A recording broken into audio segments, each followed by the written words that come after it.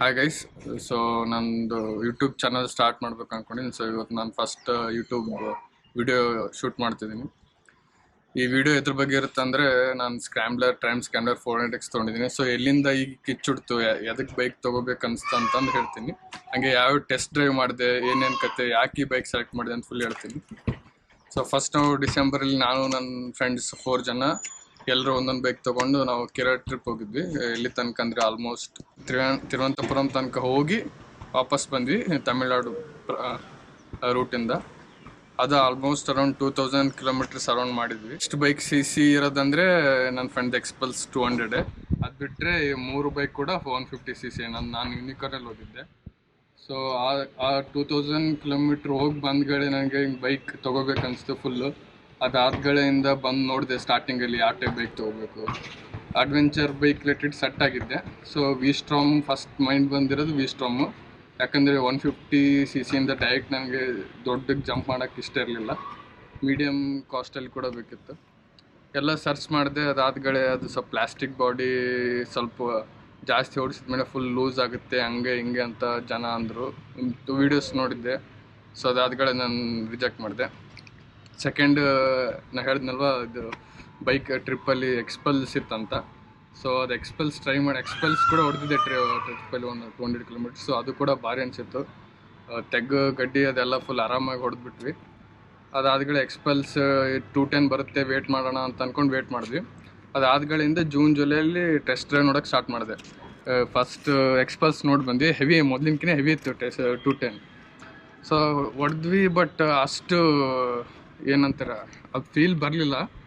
ಅದಕ್ಕೆ ನೋಡೋಣ, ಇನ್ನು ಗಡ್ಬಡ ಹೋಗಿ ಅವ್ರು ಬುಕ್ ಮಾಡಿಬಿಡಿ ಬತ್ತೆ ಆಫರ್ ಗೀಫರ್ ಏನು ಅಂದರು. ಸೊ ಇಲ್ಲ, ಗಡ್ಬಡ್ ಮಾಡೋದು ಬೇಡ ಅಂತಂದು ಮತ್ತು 2-3 ಕಡೆ ಹೋಗಿ ನೋಡೋಣ ಅಂತಂದು ಮತ್ತು ನೆಕ್ಸ್ಟ್ ವೀಕ್ ಹೋದ್ವಿ. ಇಲ್ಲಿ ಕೂಡ ಕೇಳಕ್ಕೆ ಸ್ಟಾರ್ಟ್ ಮಾಡಿದೆ ನಮ್ಮ ಮಮ್ಮಿಗೆ ಯಾವ ಸೂಟ್ ಆಗುತ್ತೆ ನನಗೆ ಅಂತ. ಅದು ನೆಕ್ಸ್ಟ್ ವೀಕ್ ನಾನು ಮೀಟಿಯರ್ ಕೂಡ ನೋಡಿ ಬಂದಿದ್ದೆ. ಆ ಪಿಕ್ ಕಳಿಸ್ದೆ. ಇವರು ಅಡ್ವೆಂಚರ್ ಬೈಕ್ ಟೈಪು ನನಗೆ ನೋಡೋಕೆ ನಿಂಗೆ ಸರಿಯಾಗಲ್ಲ, ಸೊ ಮೀಟಿಯರು ಬುಲೆಟ್ ಆಯ್ತು ಆ ಟೈಪ್ ತೊಗೋ, ಹಂಗೆ ಹಿಂಗೆ ಅಂತ ಹೇಳ್ತಿದ್ರು. ಬಟ್ ನನಗೇನಂದರೆ ಲಾಂಗ್ ಟ್ರಿಪ್ಸ್ ಹೊಡಿಬೇಕಂತಿದೆ ಫುಲ್ಲು.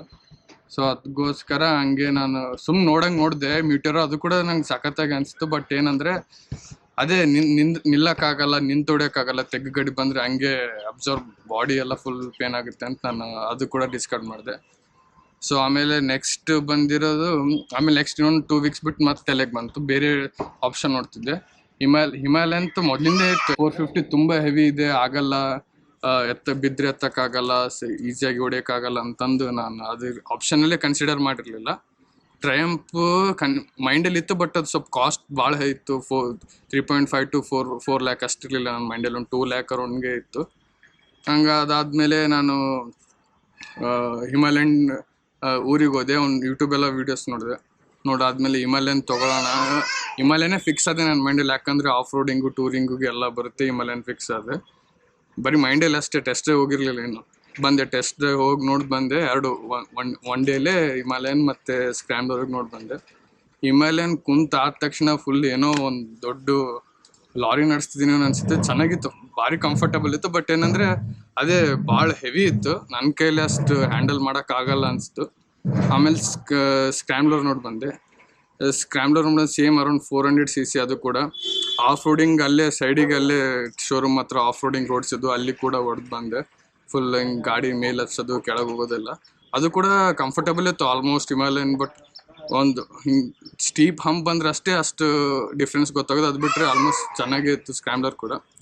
ಸೊ ಹಂಗಾಗಿ ಮತ್ತೆ ನಾನು 2-3 ಸತಿ ಹೋಗಿದ್ದೀನಿ ಅನಿಸುತ್ತೆ ಸ್ಕ್ರಾಂಬ್ಲರ್ ಟೆಸ್ಟ್ ರೈಡ್ಗೆ. ಸೊ ಅದಾದ್ಗಡೆ 3 ಟೆಸ್ಟ್ ರೈಡ್ಸ್ ಹೋದ್ಮೇಲೆ ಡಿಸೈಡೆಡ್ ನಾನು ಸ್ಕ್ರಾಂಬ್ಲರ್. ಬಟ್ ಸ್ಕ್ರಾಂಬ್ಲರ್ ಎದಕ್ಕೆ ಚೂಸ್ ಮಾಡಿದೆ ಅಂದರೆ, ಅದೇ ಸ್ಕ್ರಾಂಬ್ಲರ್ ಮತ್ತು ಹಿಮಾಲಯನ್ ನೋಡೋ ಲಾಸ್ಟ್ ವೀಕ್ ತನಕ ಫುಲ್ ಕನ್ಫ್ಯೂಸ್ ಇದ್ದೆ ನಾನು.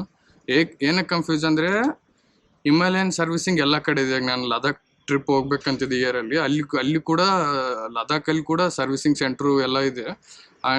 ಸೇಮ್ ಕಾಲ್ ಮಾಡಿದ್ರು ಕೂಡ ಬರ್ತಾರೆ. ಬಟ್ ಇದಕ್ಕೇನಂದರೆ ನಮ್ಮ ಡಿಸ್ಟಿಕಲ್ಲೇ ಇಲ್ಲ, ಯಾದಗಿರಿ ಗುಲ್ಬರ್ಗ ಡಿಸ್ಟಿಕಲ್ಲೇ ಶೋರೂಮ್ ಇನ್ನೂ ಆಗಿಲ್ಲ. ಸೊ ಅದೇ ಪ್ರಾಬ್ಲಮ್. ಏನಾದ್ರು ಗಾಡಿ ಆದರೆ, ಬೈಕ್ ಪ್ರಾಬ್ಲಮ್ ಆದರೆ ಹೆಂಗೆ ಏನು ಮಾಡೋದು ಅಂತ ಒಂದು ಭಾಳ ಟೆನ್ಷನ್ ಇತ್ತು. ಆಮೇಲೆ ತುಂಬ ವೀಡಿಯೋಸ್ ನೋಡಿದ್ಗಳೇ ಗೊತ್ತಾಯಿತು, 10,000 ಕಿಲೋಮೀಟ್ರ್ ಅಷ್ಟು ಹೊಡೆದ್ರು ಕೂಡ ಫುಲ್ಲು ಒಂದು ಗಾಡಿ ನಿಂತಿಲ್ಲ, ಒಂದು ನಟ್ ಬೋಟ್ ಕೂಡ ಲೂಸ್ ಆಗಿಲ್ಲ. ಸೊ ಅದೇ ಒಟ್ಟು ಫೈನಲಿ ಬೈಕ್ ರಿಲೇಬಿಲಿಟಿ ಇದೆ ಅಂತ ಗೊತ್ತಾಯಿತು ವಿಡಿಯೋಸ್ ನೋಡಿ. ಆ್ಯಂಡ್ ಶೋರೂಮ್ ಇರಲಿಲ್ಲ ಅಂದ್ರೂ ಕೂಡ ಪ್ರಾಬ್ಲಮ್ ಆಗಲ್ಲ, ಯಾಕಂದ್ರೆ second servicing 16,000 kilometre or else 1 year ಇದೆ. ಹಂಗಾಗಿ ನಾನು ಬೈಕ್ ಬುಕ್ ಮಾಡಿ ಡೆಲಿವರಿ ಕೂಡ ತೊಗೊಂಡಾಯ್ತು. 1 ವೀಕ್ ಆಯ್ತು. ಇವಾಗ ಲಾಂಗ್ ಡ್ರೈವ್ ಎಲ್ಲಿ ಕೂಡ ಹೋಗೋಕ್ಕಾಗಿಲ್ಲ, ಜಸ್ಟ್ ಇಲ್ಲೇ ಫ್ರೆಂಡ್ಸ್ ಮನೆ ಹತ್ರ ವರ್ತೂರು ಆರ್ ಎಲ್ಸ್ ಇಲ್ಲೇ ಆಫೀಸ್ ಹತ್ರ ಬೆಳಂದು ಹತ್ರ ಹೋಗಿ ಬರೋದೇ ಆಯಿತು. ನಾಳೆ ಒಂದು ಲಾಂಗ್ ಡ್ರೈವ್ ಹೋಗಿ ಬರೋಣ ಅಂದ್ಕೊಂಡಿದ್ದೀವಿ ಮೈಸೂರು ಹತ್ರ, ನಾನು ನನ್ನ ಫ್ರೆಂಡ್ಸ್. ನೋಡೋಣ ಹೇಗೆ ಬೈಕ್ ಪರ್ಫಾರ್ಮ್ ಆಗುತ್ತೆ ಲಾಂಗ್ ಡ್ರೈವಲ್ಲಿ. 80-100 ಕಿಲೋಮೀಟ್ರ್ ತನಕನೇ ಹೊಡಿಬೇಕು ಅಂದ್ಕೊಂಡಿದ್ದೀನಿ, ಸ್ಟಾರ್ಟಿಂಗ್ ಫಸ್ಟ್ ಸರ್ವಿಸ್ ಆಗೋ ತನಕ. ಇನ್ನು ಮುಂದೆ ಈ ಚಾನಲಲ್ಲಿ ಅದೇ ಬೈಕ್ ರಿಲೇಟೆಡ್ ವೀಡಿಯೋಸ್ ಆಗಲಿ ಅಥವಾ ಲಾಂಗ್ ಟ್ರಿಪ್ಸ್ ಕೂಡ ಮಾಡ್ಬೇಕು ಅಂದ್ಕೊಂಡಿದ್ದೀನಿ, ಅದ್ರ ಬಗ್ಗೆ ವೀಡಿಯೋಸ್ ಹಾಕ್ತೀನಿ. So thanks for watching, bye.